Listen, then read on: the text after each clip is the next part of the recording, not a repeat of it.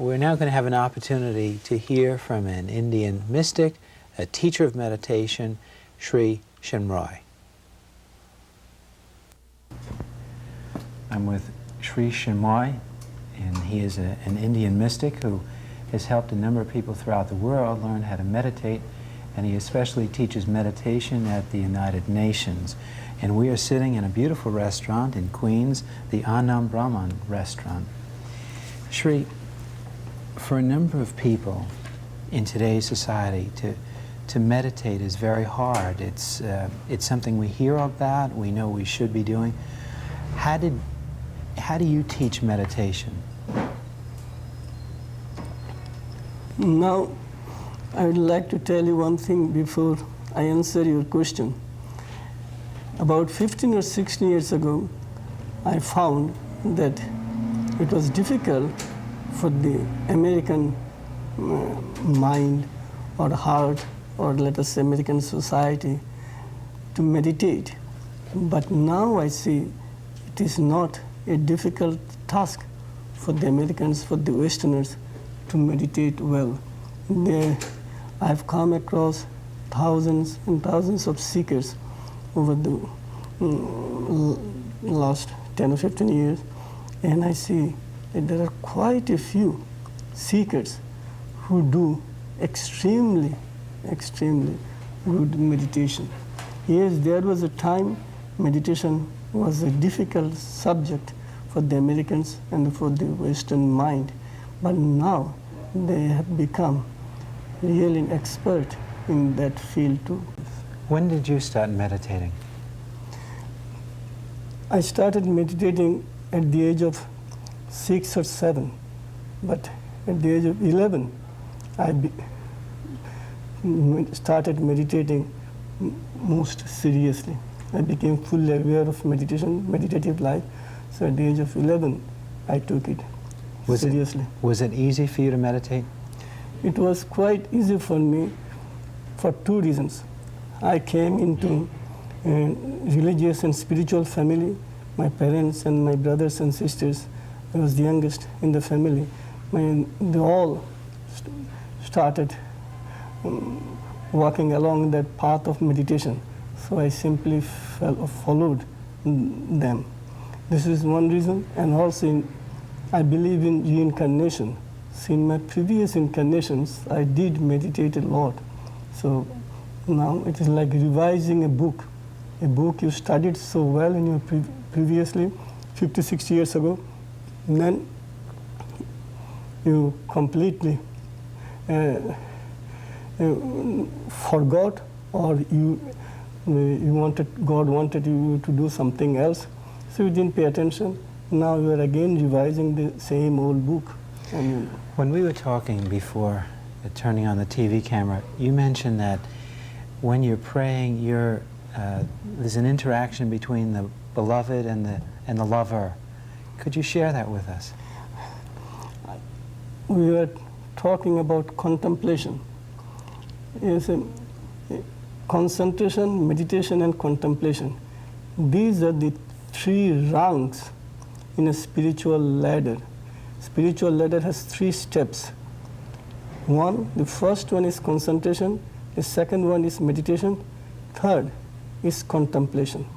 So when you concentrate, we focus our attention on a particular subject or object. This object has to be smaller than the smallest. If we want to acquire power through our concentration, then the object has to be as small as possible, tiny, fingertips.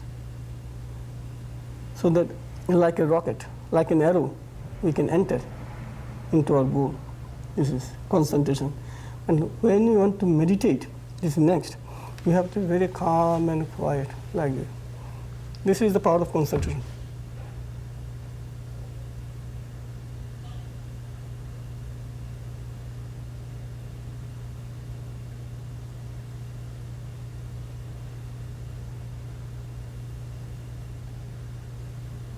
This is meditation. When you meditate,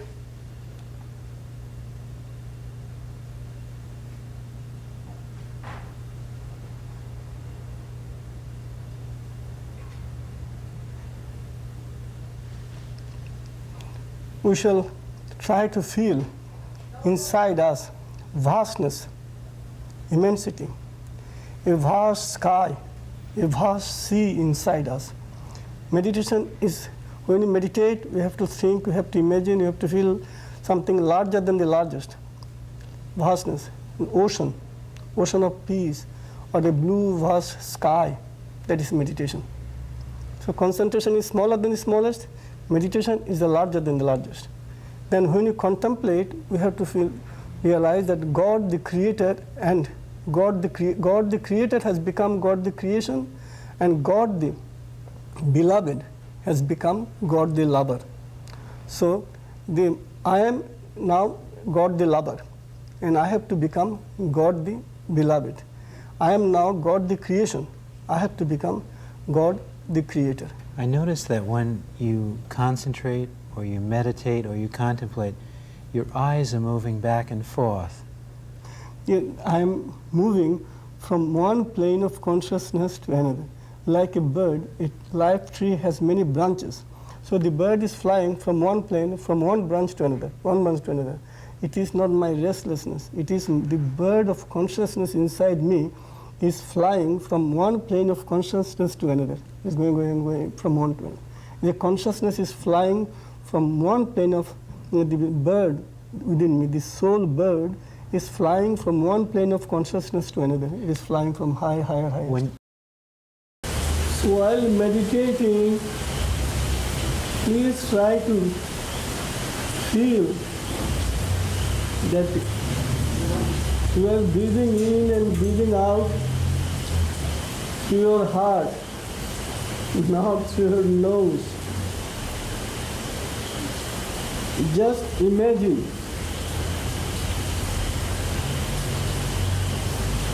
today Pablo Casal, Luis Perez told me such nice things about imagination. So I'm just telling, imagination is the reality in its own right, is real, absolutely real thing in our life.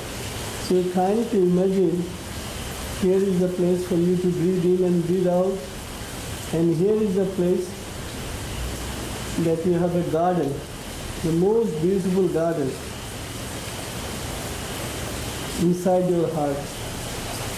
Then please try to find out the most beautiful flower, that you feel that this is the most beautiful flower. And then try to feel, try to smell the fragrance of that flower. Then in a few minutes, please feel that your heart itself is the fragrance. Your heart itself is the fragrance. And then your meditation will be very deep. Meditate always when you're lifting weights, when you're doing the music, the compositions, poetry, art, the paintings. Is it always when you're meditating? If it is personal, in my case, I always feel that somebody is meditating in and through me. Consciously I meditate for hours, and again I see and feel clearly that my inner pilot, I call, he is praying, he is meditating in and through